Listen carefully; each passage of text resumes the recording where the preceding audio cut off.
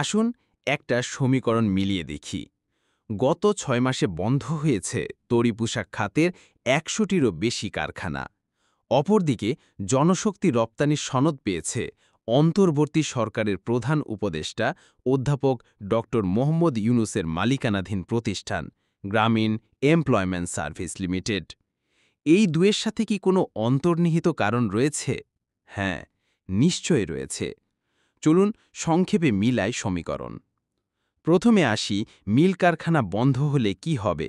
লক্ষ লক্ষ শ্রমিক বেকার হতে থাকবে, মানুষের কর্মসংস্থানের অভাব দেখা দেবে, তাদের জন্য বিকল্প কর্মসংস্থানের প্রয়োজন হবে।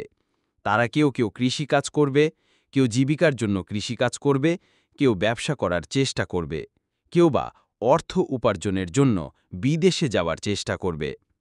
আপনি যে চেষ্টাই করুন না কেন, এর জন্য টাকা লাগবে। আর এই টাকার জন্য মানুষ গ্রামীণ ব্যাংক থেকে লোন নেবে। আবার যারা বিদেশ যেতে যাবেন, তাদের থেকে তো লাভ হবে দ্বিগুণ। প্রথমত, তারা গ্রামীণ ব্যাংক থেকে লোন নিবে, আবার বিদেশে যাওয়ার জন্য গ্রামীণ এমপ্লয়মেন্টে শরণাপন্ন হবে। ফলে ডক্টর ইউনুস দুদিক থেকে লাভবান হবেন। এবার বুঝতে পেরেছেন কেন তিনি বিদেশ পাঠানোর লাইসেন্স করেছেন এবং মিল ফ্যাক্টরি বন্ধের পায়তারা করছেন।